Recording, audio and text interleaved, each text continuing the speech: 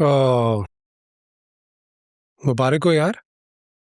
वो एक्चुअली मैं तुम्हें करोड़ों के हक महर की मुबारकबाद नहीं दे सका। कॉन्ग्रेचुलेशंस।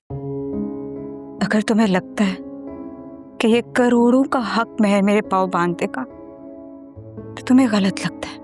थोड़ी शर्म करो, निकाह हो चुका है तुम्हारा। इस मजबूरी के सौदे को ना मैं नहीं मानती। बहुत जल्द इससे जान भी छुड़वा लूंगी। इससे तुम्हारी जान नहीं छूटेगी रिमला मैडम।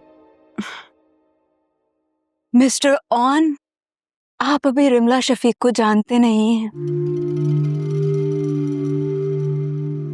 तुम नहीं जानती एहतशाम फारूक को, वो तुम्हें कभी नहीं छोड़ेगा।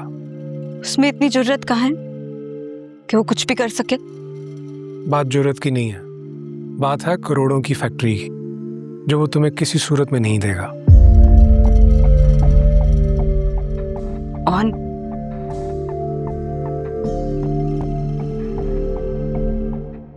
मेरी मोहब्बत को एक्सेप्ट कर लो।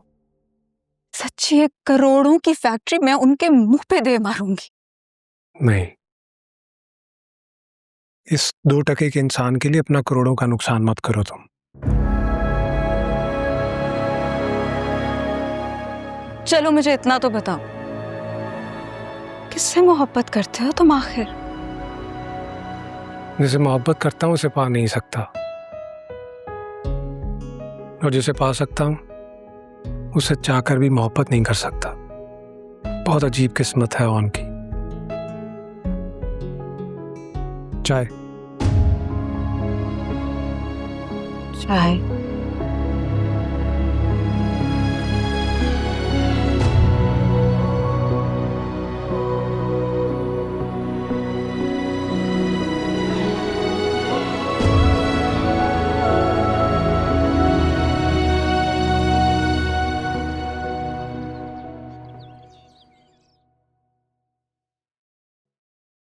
बीजान, आप मुझसे एक फैक्ट्री लेकर साकिब और ओन को देना चाह रही हैं।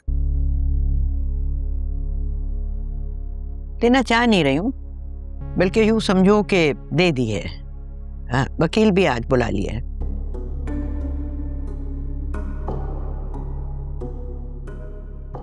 यानी इतना बड़ा फैसला करने से पहले आपने मुझसे एक बार भी मशवरा तक नहीं किया। फारूक, तुमने अपनी बहू को हक महर में फैक्ट्री दी, मुझसे मशवरा किया था क्या? बीजान, वो तो सब कुछ अचानक ही हो गया था। हाँ, तो ये भी समझो कि सब कुछ अचानक ही हो गया।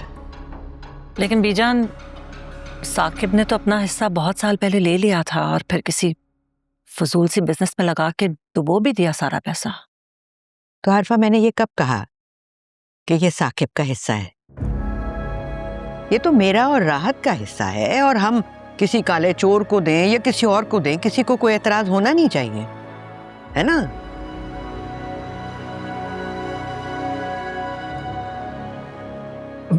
बीजान देखिए, साकिब और ओन फैक्ट्री तो वैसे भी आते ही है ना, तो मैं उनको क्यों ना हैवी सैलरी पे रख लूं?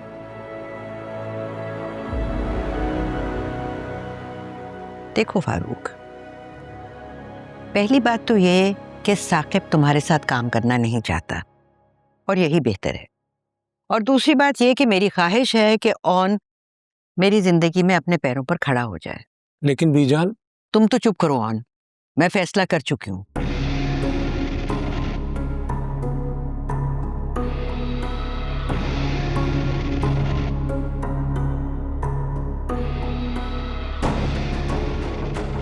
जिस तरह क्रोसॉन खा रहा है, एक दिन हमारी पूरी फैक्ट्री खा जाएगा।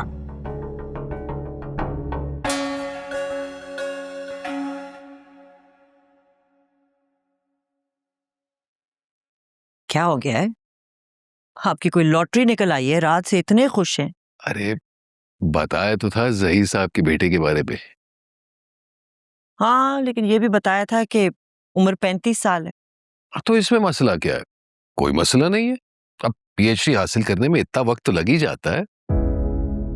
फिर भी सोचने वाली बात है लड़के ने पीएचडी किया हुआ है, ब्रिटिश नेशनल है, तो आज तक उसके लिए रिश्ता क्यों नहीं आया? दरअसल जब वो अपनी हायर स्टडीज कर रहा था ना, तो बेचारे की अम्मी का इंतकाल हो गया और जहीर साहब मतलब काम में मसरूफ रहते हैं, और वैसे भी कुछ लड़कों को शादी में इंटरेस्ट ही नहीं होता। तो अब कैसे पैदा हो गया?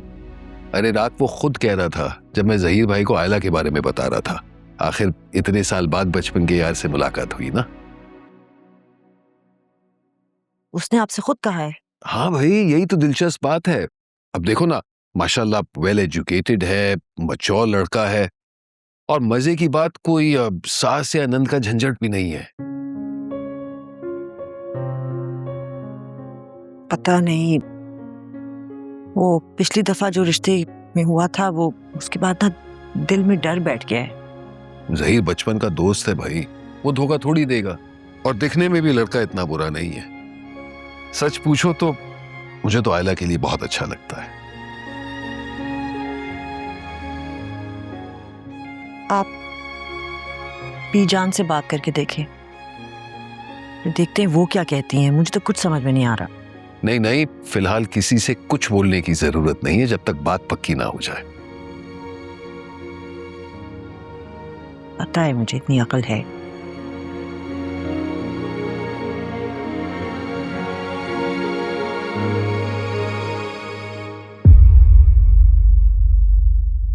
बड़ा जहरीला वार किया है बीजान ने।